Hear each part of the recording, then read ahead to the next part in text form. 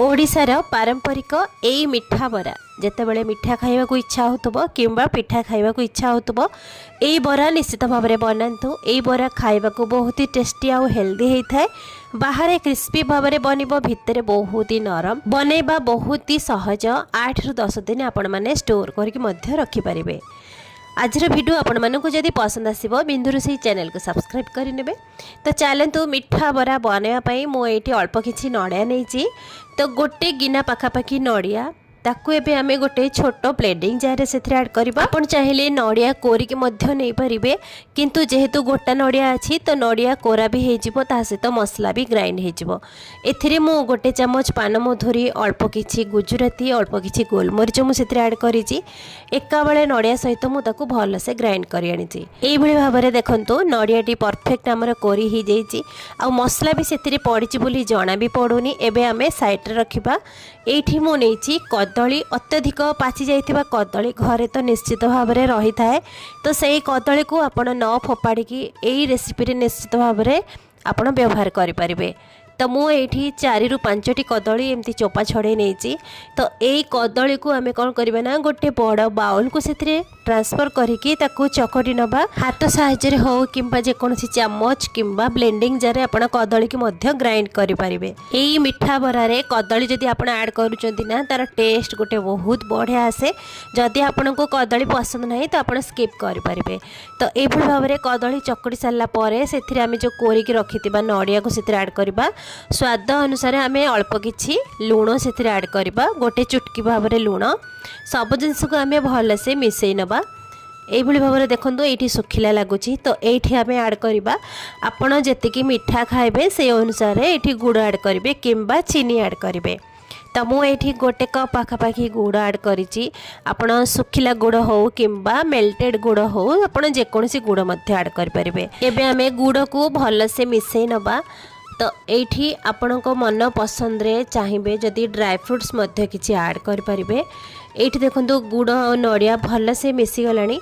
तो ये आम ऐड करवा क्षीर आपण चाहिए पानी मध्य ऐड करें। क्षीर ऐड कले तार टेस्ट टी बहुत बढ़िया आसे। मुझे गोटे कप क्षीर नहीं से अल्प किसी क्षीर बड़का रही तो पर आम से क्षीर को ऐड करवा।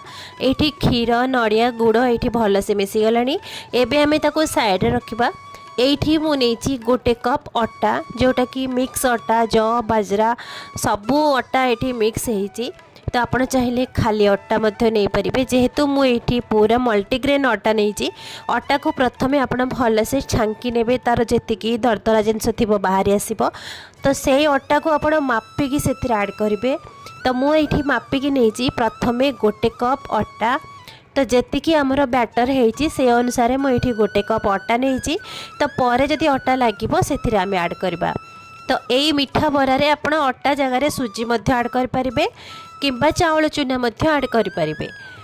तो ये गोटे कप अटा को मिक्स कर सारा पर आम पुणी गोटे कप रु टिके कम अटा माने 1/3 कप अटा मुझे नहीं। तो एबे हमें सब अटा को ये भल से मिसई नबा। बड़का क्षीर जो बड़ी थिला तो सही क्षीर को एथिरे ऐड करबा।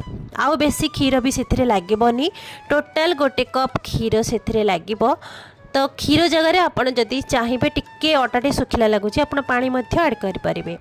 तो ये बड़का क्षीर जी थिला मुझे सब ऐड करदेली। एबे आमे सब जिनस को भल से मिसेबा। बिना बिरी रे एभली भाव में मिठा बरा बनइबे देखिए बहुत ही टेस्टी बनइबो। आउ पिला मानन तो बहुत ही टेस्टी लागिबो। बिना चटनी बिना सॉस रे मध्य आपण बनैगी खाली मध्य खाई परिबे। तो एबे आमे सब जिनस को मिसे साला पर एठी गोटे चुटकी खाइबा सोडा मुझे ऐड करिछि।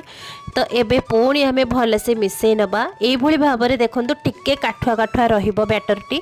एठी गोटे चामच पाखापाखि देसी घिओ टिके ऐड करिवे तार बास्ना और तार टेस्ट 2 गुणा बढ़ी जिवो।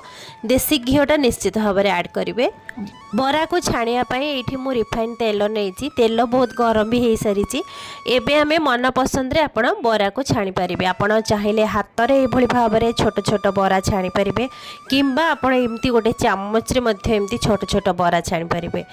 तो देखिए बहुत ही सुंदर भाव में बनिबो। एबे सब बरा को पकई सारा पर से एमती स्पैचुलार टिके टिके खाली तेलर टिके स्पैचुला चलेबे देखिए बरा पूरा ऊपर को भासीबा स्टार्ट हम जमा भी तले लगभग गैस रो फ्लेम को मीडियम रे रखिकी तापर ए बरा को छाणिबे जदि गैस रो फ्लेम को हाई करेंगे ताले ऊपरटा परफेक्ट आमर क्रिस्पी हो भितरटी कंचा रही तो से आपड़ धीरे धीरे एमती मीडियम फ्लेम रे रखिकी बरा को एमती छाणिबे तो सी धीरे धीरे गोल्डन कलर है आसीबो और भितरटी भी परफेक्ट आमर बनीज ये भाव में गोल्डन कलर देखागले आम बरा को सब छाणी आनिबा बिना बिरी रे ये भाव में बरा पिलामानंकपाई यही मिठा बरा बेले बेले बनइबे किंबा स्कूल टिफिन देबे किंबा संध्या बेले आपण जलखिया रे मध्य देई परिबे तो देखिबे पिला माने बहुत ही पसंद करिवे खाइबा को। तो यही भाव में पुणी सेम प्रोसेस रे आमे पुणी ये बरा छाणी देइचंती तो सबू बरा को छाणी नबा तो ये गोटे प्लेट रे आमे रखिबा तो ये क्रिस्पी रू आपड़ जानीपे बाहरटा केमती क्रिस्पी होती आउ भितरटा बहुत नरम होती तो देखा जाउची जेमिति हमर गोल्डन कलर जेहेतु गुड़े बनाई तो कलर एमती टिके आसीबो एठी गोटे बरा भांगिकी देखौची देखंतु तो केते सुंदर भितरटा भी बनीची जालीदार बनीची आ नरम भी होईची आ बाहरटी क्रिस्पी बनीची एई बरा देह पई बहुत ही हेल्दी होइथाय आ खाइबा को मध्य बहुत ही टेस्टी होइथाय जे कोनोसी ओसा बार किंबा जे कोनोसी दिन रे आपण एमती बरा पिलामानंकु बनेकी देई परिबे एई मिठा बरा खाइले आउ किछि भी दरकार पड़िबोनी चटनी किंबा सॉस भी किछि भी लागिबोनी तो ये भाव में जेकोसी जिनस घरे बनातु देखिए समस्ते पसंद करेंगे मु तो कहबी बाहर बरा अपेक्षा घरे ये भाव में मिठा बरा पिला बनईकी दिंतु देहपाई हेल्दी सहित खाइबा को भी बहुत ही टेस्टी होता है तो पिला माने निश्चित भाव में खाइबे आशा करुँची आज वीडियो आपण मानक पसंद आसीबो जदि पसंद आसिला बिंदु रोषेई चैनल को सब्सक्राइब करें पाखरे बेल आइकन को प्रेस करें जो कि मोर वीडियोर नोटिफिकेशन आपण पाखरे पहुँची पारिबो पुणी देखा नुआ वीडियो रे से पर्यंत नमस्कार।